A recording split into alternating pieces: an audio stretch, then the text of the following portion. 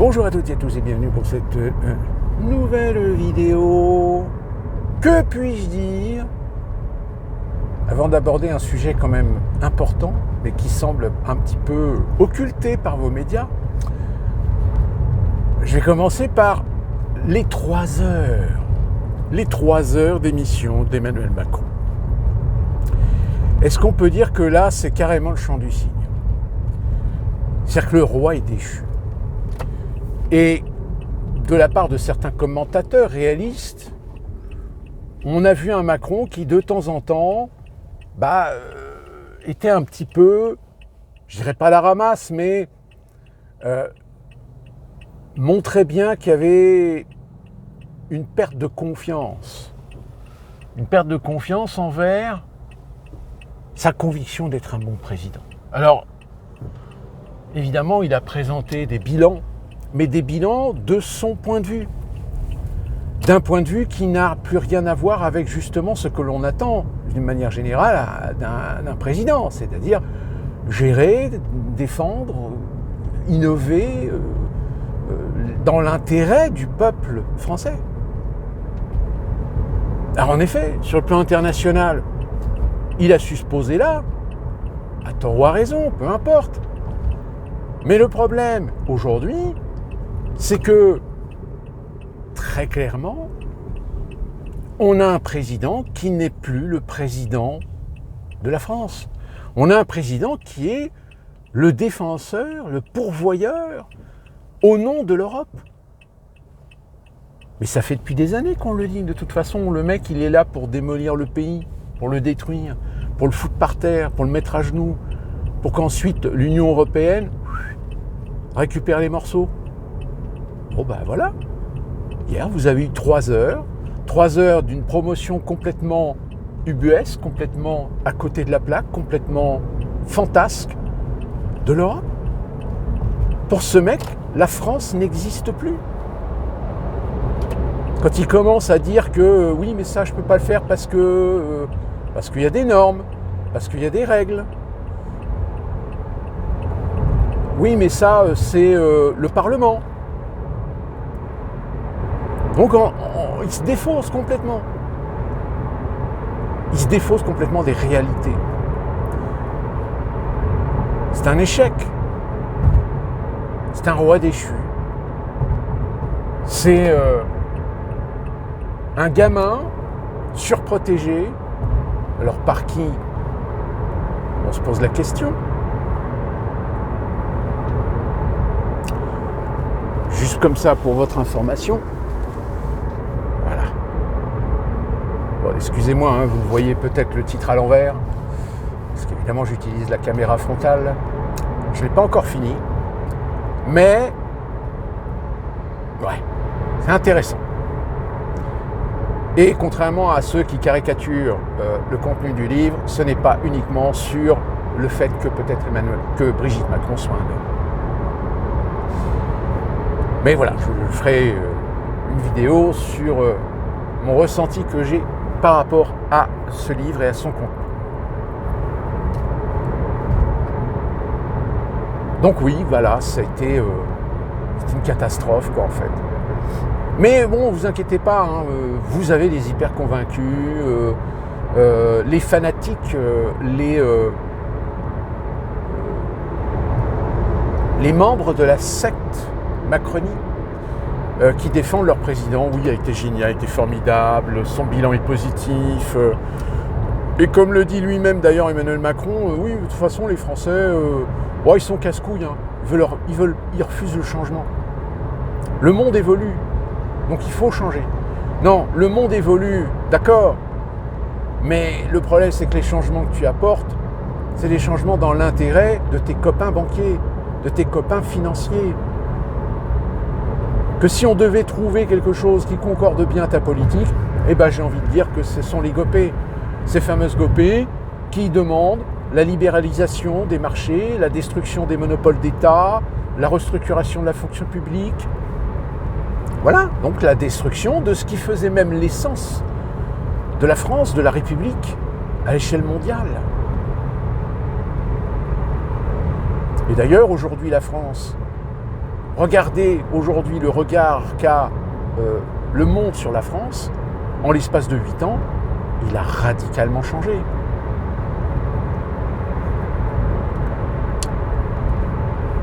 Donc ouais, c'est...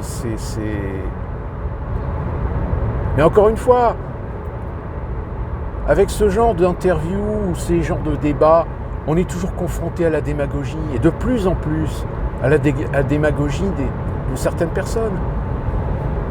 Je veux dire, même Caron, qui est quand même un mec LFI, qui dit oui, je trouve étrange que TF1 ait appelé Robert Ménard pour parler au président.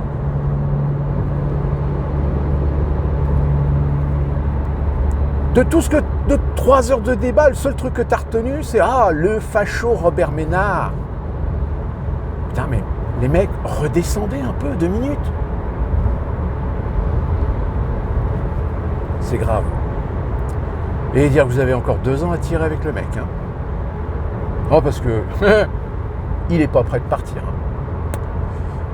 Alors, en fait, ce dont je voulais vous parler, et qui me paraît quand même assez important, et dont d'ailleurs je suis surpris que beaucoup de médias, alors certains en ont parlé, hein, mais voilà, très survolé. Hein. Donald Trump est allé en Arabie Saoudite et il a signé des accords. Tenez-vous bien, parce que le chiffre est astronomique, pour 600 milliards d'accords. 600 milliards de dollars d'accords. Alors je suis quand même un peu perplexe parce que je me dis, alors le contenu des accords touche beaucoup de domaines, la technologie, l'IA, la cybersécurité, de plus en plus d'échanges, de partage, des partenariats importants avec beaucoup d'entreprises américaines de la tech, mais aussi 147 milliards de dollars d'investissement pour la modernisation militaire de l'Arabie Saoudite. Pour ceux qui ne le sauraient pas, je rappelle que l'Arabie Saoudite, les Américains, je crois que c'était à l'époque d'Obama, quand il y avait la guerre en Syrie avec l'État islamique, ont filé des têtes nucléaires. Alors je crois qu'ils doivent en avoir 7 ou 10. Ce qui était aussi l'occasion pour Obama de rééquilibrer un petit peu les forces dans le Moyen-Orient entre Israël et l'Arabie Saoudite. D'où la raison pour laquelle ça a peut-être motivé l'Arabie Saoudite et Israël à trouver des accords d'alliance pour lutter contre l'Iran et plus particulièrement le chiisme d'une manière générale, avec évidemment la guerre du Yémen. Mais quand même, je serais Israël, je m'inquiéterais.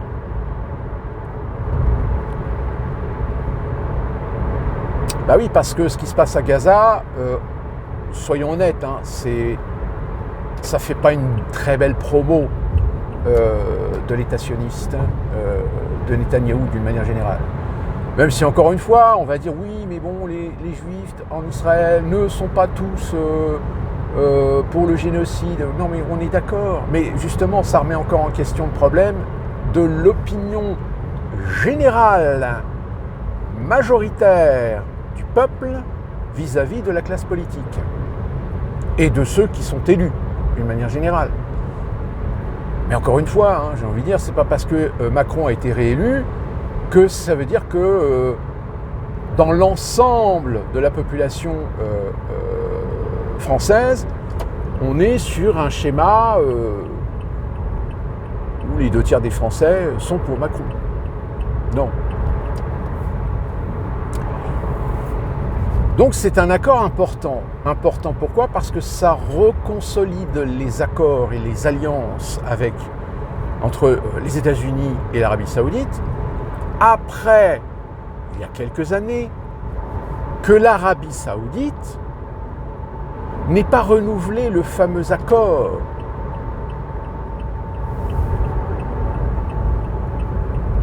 qui devait normalement perdurer pour soutenir l'existence du pétrodollar. Eh oui. Ça a quand même foutu un petit coup sur la valeur du dollar. Le fait que les Saoudiens, désormais, ont la liberté d'investir, la liberté d'acheter, de vendre dans la devise de leur choix. Ils ne sont plus obligés de passer par le dollar.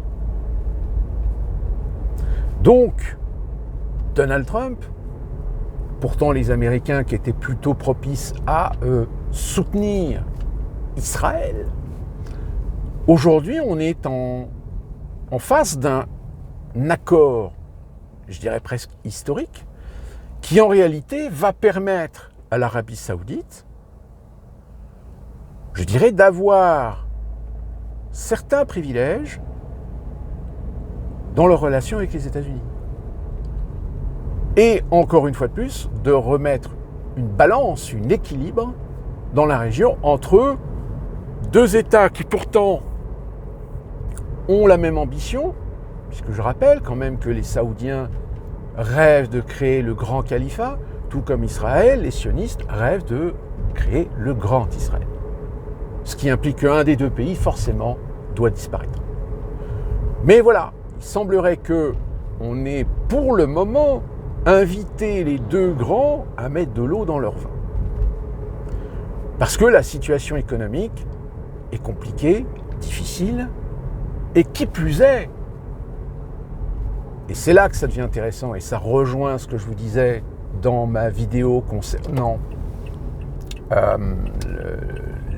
l'empirisme financier, c'est que finalement l'Arabie Saoudite comme les États-Unis, ils ont besoin d'argent.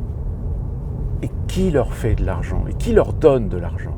Alors l'Arabie Saoudite et les États-Unis ont peut-être ce petit particularisme d'avoir encore une certaine capacité de se financer auprès de leur banque centrale. Ce qui n'est plus le cas de la France, je rappelle. Donc,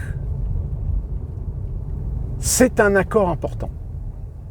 C'est un accord important parce que géopolitiquement parlant, il va forcément y avoir des conséquences. Et j'ai envie de dire, un tel accord, malgré le fait que en Arabie Saoudite, vous avez quand même un grand nombre d'entreprises européennes et dont françaises, et plus particulièrement dans le BTP,